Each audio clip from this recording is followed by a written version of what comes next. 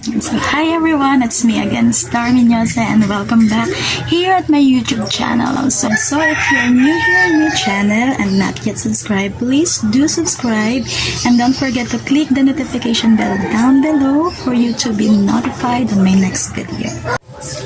So for today's video, I will share to you or introduce to you 3 different kinds of sewing machine that we're usually using in our daily work, and especially the sewing machine that we're using in making shirts So if you are interested and you want to know how your shirt made, this video is for you, so keep on watching.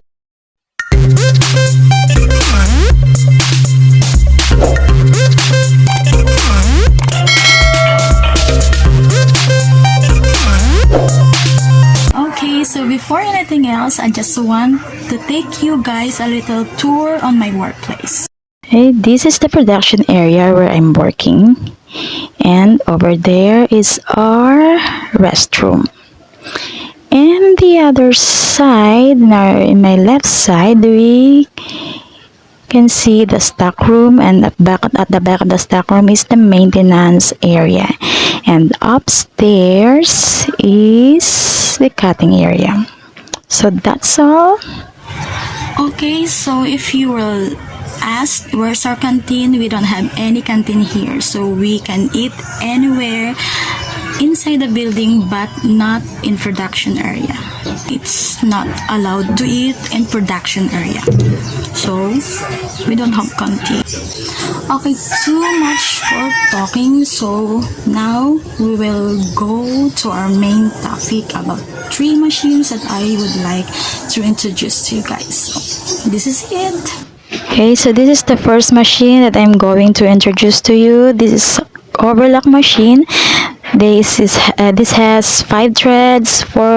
We can also use 4 threads and 3 threads, but usually we use 4 threads for making a shirt. So now I will show you how this machine works.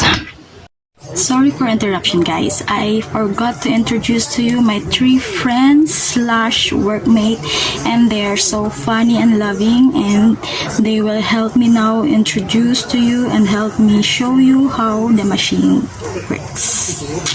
Before I start, I open the lights. The lights. Bakit ako nag-English? Wait. Ako si Potot, just call me Potot. Yeah. Oh. I'm lesbian. Marunong ako manahe. Overlock machine po ito. Ito po yung mga tahi niya. Pag overlock machine, ganito mga tahi. Ganyan. Focus mo. Yan. Ito po yung sports bra. Ito po tahi ko. Kailangan yung front nasa ibabaw. Then, hanapin ko po yung kamete niya. Kailangan kasi para hindi magkaroon ng offshade. Yan. Yan. Kailangan po pagpatungin ang pares front. Then, start. Ano po. Susundan mo lang po yung korte nung tela. Ganun o. Baliktaran mo yan. Pero front pa rin po nasa loob.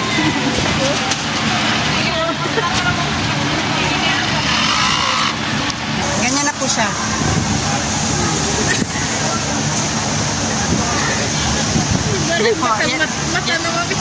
Matak mo. Hi, good morning everyone. I'm working now. Look at this. What is my making today? Good morning.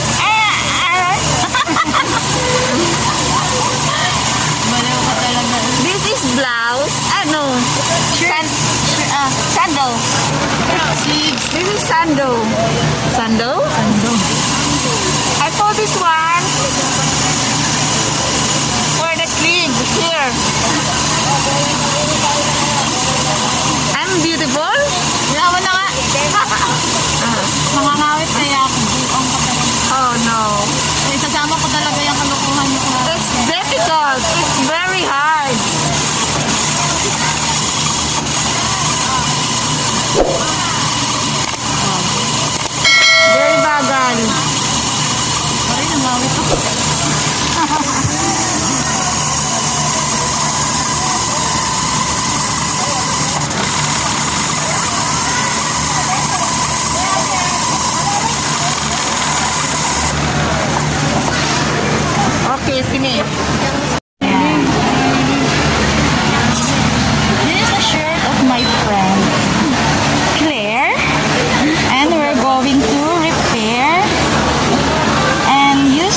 machine, so dirty naman. Okay, so I show you now how to repair this shirt to fit for Claire. So we're using an overlock machine and a cover stitch machine. So let's go.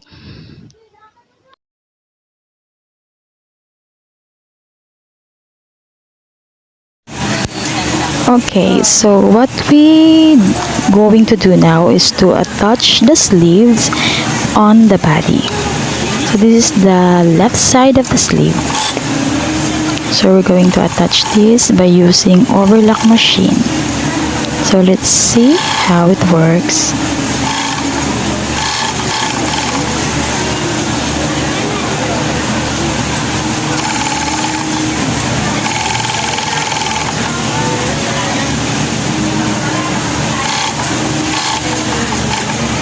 Parang ano, bagsak.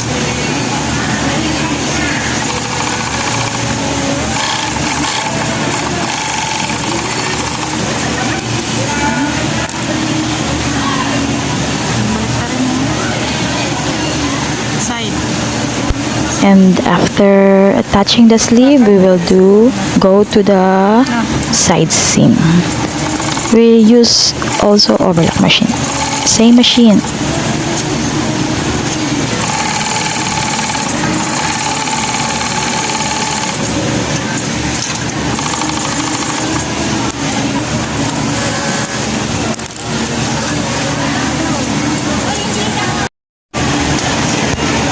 So now we're going to attach the right side of the sleeve, and after that we do on the side seam, and it's done.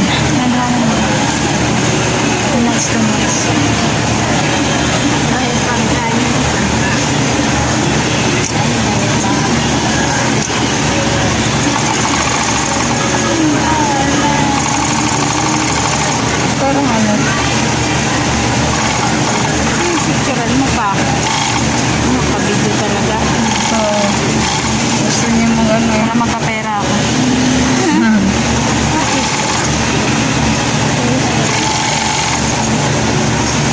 Sa Taiwan, nangangailangan ng software.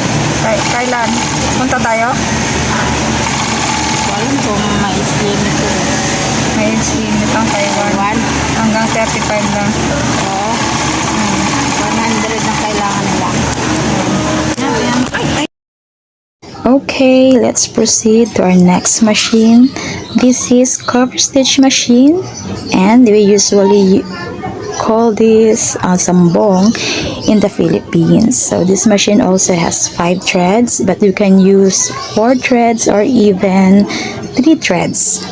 And especially when we are doing or making shirt, we use 3 threads. So now I will show you how to use this machine. Okay, let's go.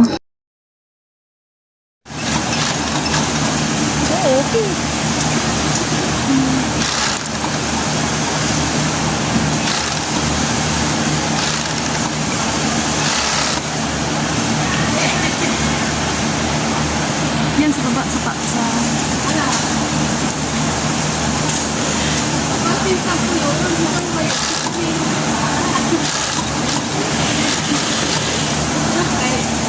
hindi na yan kaganyan. Ha? Automatic na yan. Sanay ka sa... Ayan, patingin nga natin siya. Lalaki. Okay na yan. Tatawan ko lang.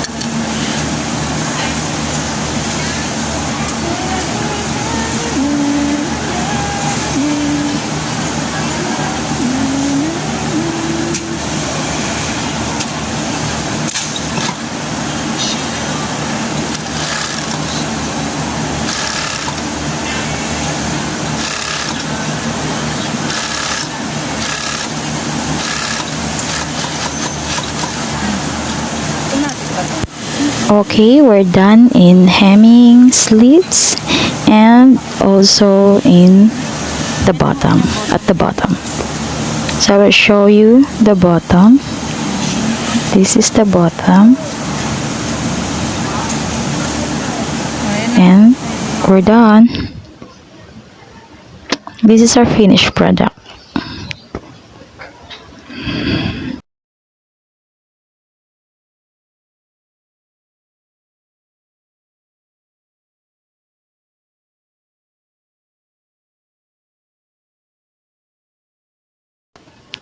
So now let's proceed to our last machine. We call this high-speed machine. So usually we're using this machine for attaching size label. So this is a high-speed machine, or we call this single machine. So now Ate Cel will show us how this machine works. Yan. Hi, Ate Cel. Yan. Ito yung gamit ni Ate Cel na makina. Na may kasamang biskwit. Parang akin yun. Biskwit kaya na, oh. Pasawa ito eh. So we have here different kinds of label. Side label. We have size label.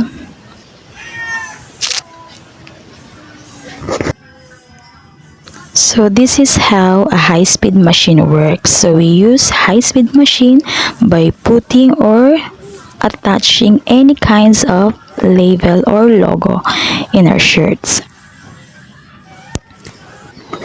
So this is the example of logo in our shirts.